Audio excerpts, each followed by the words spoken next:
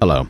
Going to show you how to do the Deadest Dreams quest in Tainted Grail, Fall of Avalon. Please like this video if it helps you out. Sir. You're going to start this quest by talking to Fearguest in the Horns of the South. Ask him if you can help him with something, and he'll tell you about issues with undead in a nearby cemetery and send you to a guy named Marg for more information. Marg is near a tower not that far north from the keep. Make your quest active and you can follow the marker, but watch because there's bandits in the area somewhat near him. Marg's pretty much just going to tell you that he thinks there's a necromancer involved and give you a bit of history, and that's pretty much it. He's not really a lot of help. You can loot most of his stuff though if you want to make him inadvertently help you. From there you need to go to the cemetery, which is not far from Marg. You just want to follow the road right by him north and you'll run into it. You can't miss it. There's a big gate. It's going to look like a cemetery and there's undead everywhere. Particularly skeletons, which are actually even easier to beat than zombies are. There's a place in here called Small Crypt on the west side of the cemetery that you should explore for treasure. There's a minor quest inside of it too, but it's not related to this quest, so I'm not going to dig into it. The actual place you want is called the Forgotten Cemetery Crypt. Go inside of it and you're going to see a guy hanging out on a tomb. He's friendly, so don't attack him. He's going to charge you 5 coins to unlock the door, and you can try to haggle your way in for free. That's what I did because I had a 75% chance on the perception check, but I mean, it's 5 coins, so it's not the end of the world if you have to pay them. The crypt isn't huge, but it's sizable. I should mention early on, you're going to see a locked gate door. Just ignore it. You can't get in until after you deal with the necromancer. You're fighting skeletons, zombies, and corpse eaters in here for the most part, so mostly what you've been dealing with. You will occasionally get these stone statues that come to life. They're very slow, so just keep away from them when you see them going for a sword swing and you'll be fine. They're not really that bad. They have a very, very obvious windup on their swing. You're going to want to watch later into the dungeon because you're going to have an encounter with something called a flame gobbler that you may or may not have actually run into one of these things before.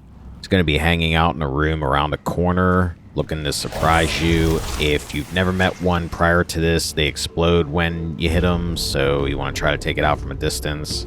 Just keep following the quest marker. This place really isn't mazy.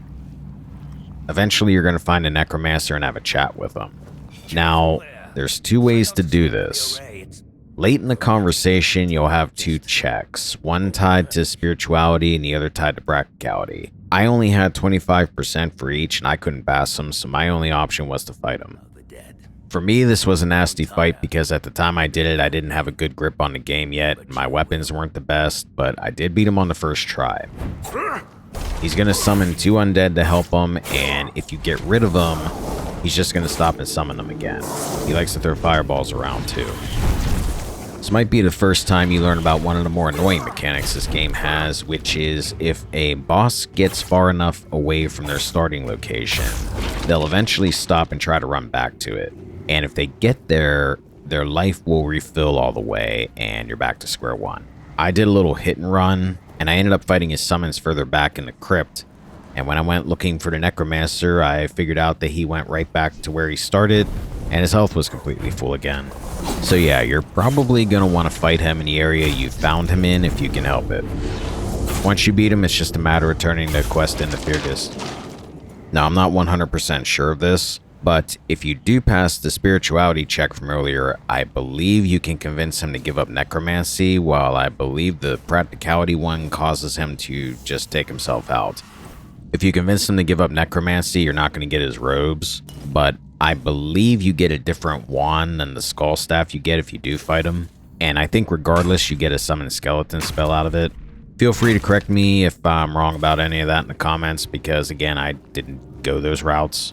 You're going to want to make a couple stops on the way to turn the quest in. First, you're going to want to talk to the guy at the crypt entrance, Wardock, and he'll have a very minor quest for you to do. He's also going to give you a key to get past that locked gate from earlier, but that's if you fight the necromancer. I'm not sure how it goes down if you don't fight him. You're also going to want to check in with Marg again and tell him what happened, because it's going to open up a couple new quests with him. After that, just visit Fearguest and turn the quest in. That's it. That's how you do the Deadest Dreams quest in Tainted Grail, Fall of Avalon.